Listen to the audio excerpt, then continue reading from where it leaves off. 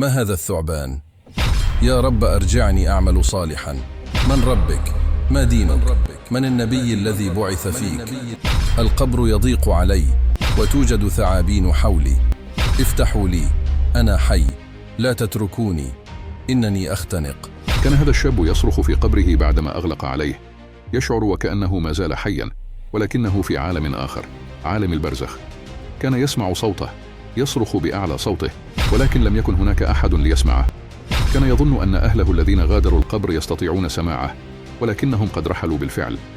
قبل أن نكمل، إذا كنت تحب الله ورسوله اضغط على إعجاب واشترك في القناة واستغفر الله في التعليقات، واعلم أن الشيطان قد يحاول منعك.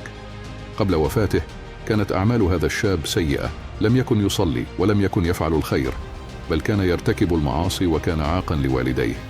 وفي يوم موته بعد أن دفن وأغلق عليه باب القبر وجد نفسه يقف معتدلا وكأنه حي، وبدأ يصرخ: لا تتركوني، أنا حي. ولكن لا أحد يجيبه. عندما رحل أهله عن قبره جلس على الأرض يبكي، ثم فجأة حدث شيء غريب جدا. بدأ القبر يضيق عليه ويضغطه ضمة شديدة مؤلمة للغاية، وبدأ يصرخ من الألم، ولكنه كان وحيدا في عالم البرزخ، لا أحد يسمعه. ثم ظهر له ملكان، وكانت هيئتهما مخيفة جدا بسبب سوء أعماله، وبدأت حالته تتدهور من الخوف والذعر. سأله الملكان الأسئلة الثلاثة التي تحدد مصير الإنسان في الآخرة: من ربك؟ ما دينك؟ من النبي الذي بعث فيك؟ لكنه لم يستطع الإجابة من شدة الهلع، وبسبب سوء أعماله التي أثرت عليه في هذا الموقف الصعب. تأكد الملكان أنه من المغضوب عليهم، فضرباه بمطرقة من حديد، وفجأة ظهر له ثعبان ضخم مرعب يسمى الشجاع الأقرع. عندما رأى الثعبان بدأ يصرخ بشدة، لكن لم يكن هناك من يستجيب لصراخه. اقترب الثعبان منه وضربه ضربة شديدة جدا، كانت قوتها كافية لتغوص به في باطن الأرض مسافة 70 ذراعا، وبدأ يعذبه بطريقة بشعة. ظل الشاب يصرخ من الألم والعذاب، وكان القبر كأنه حفرة من النار، وانتشرت حوله الثعابين المرعبة التي كانت تهاجمه من كل اتجاه.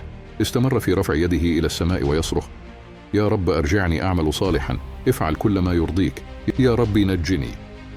ثم فجأة استيقظ من نومه ليكتشف أن ما رآه لم يكن سوى كابوس. فتح عينيه ليجد نفسه ما زال في بيته بين أفراد أسرته، ولكن جسمه كان يرتعش من الخوف. كان في حالة ذهول ولا يصدق أنه عاد إلى الدنيا. ظل في صدمة لعدة أيام بسبب هذا الكابوس الذي هزه بشدة. قرر الشاب بعدها أن يغير حياته بالكامل. بدأ بالصلاة، توجه إلى المسجد وبدأ يبكي ويتضرع إلى الله لكي يغفر له ويسامحه على أفعاله الماضية. استمر في فعل الخير ومساعدة الفقراء، وبدأ يواظب على الصلاة في وقتها. ذات يوم شعر الشاب بتعب شديد، فذهب إلى الطبيب الذي أخبره أن حالته الصحية خطيرة، وأن أيامه في الحياة أصبحت معدودة. كان الخبر صادما له جدا، وتذكر على الفور كابوس القبر الذي رآه. قرر الشاب أن يذهب إلى إمام المسجد ليسأله: كيف أقي نفسي من عذاب القبر؟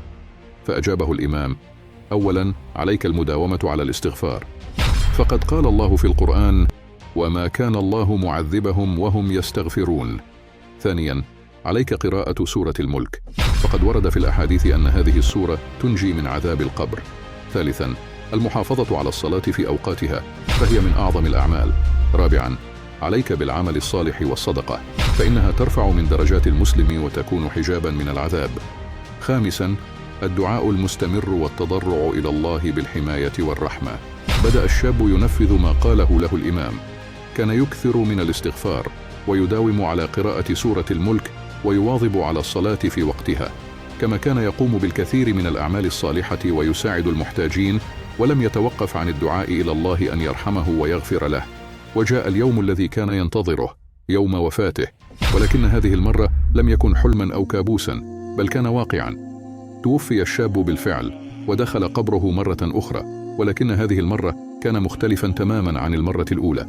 عندما أغلق القبر عليه شعر الشاب بالهدوء والسكينة، ولم يكن خائفا. لم ينادي على أهله، ولم يحاول أن يصرخ، بل كان نائما في هدوء يشعر بالسعادة. وفجأة ظهر له الملكان، ولكن هذه المرة كان شكلهما جميلا ومبتسما. سألاه نفس الأسئلة الثلاثة: من ربك؟ فأجاب الشاب بكل ثقة وحماسة: ربي الله.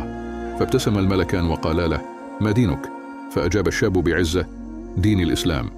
ثم سألاه: من النبي الذي بعث فيك؟ فأجاب الشاب بفرح: نبيي هو سيدنا محمد صلى الله عليه وسلم. عندها أضاء قبره بنور شديد وتحول إلى روضة من رياض الجنة. شعر الشاب بفرحة عظيمة ولم يكن يريد العودة إلى الدنيا من جمال ما رأى. ثم قال له الملكان: إن ربك يحبك وقد أرسل لك تحذيرا قبل أن يقبض روحك، وكان هذا التحذير عن طريق الكابوس الذي رأيته. أنت استجبت لهذا التحذير وتبت إلى الله، ونجوت بنفسك من العذاب الذي كان سيحدث لك بالفعل لو كنت استمريت في حياتك السابقة التي كانت مليئة بالشرور والمعاصي. الآن أنت من أهل الجنة، ومن الذين قال الله فيهم: لا خوف عليهم ولا هم يحزنون. شعر الشاب بفرحة شديدة بما أخبروه به، وشكر ربه على رحمته. ومن هذه القصة نتعلم جميعا أن الفرصة للتغيير دائما موجودة، وأن الأعمال الصالحة هي الطريق للسعادة في الدنيا والآخرة. نسأل الله أن ينجينا من عذاب القبر ومن عذاب جهنم، ويتقبل منا صالح الأعمال، وأن يجمعنا بنبينا محمد صلى الله عليه وسلم في الجنة. ولا تنسوا الاشتراك في القناة وتفعيل زر الجرس، فنحن نجتمع على حب رسول الله.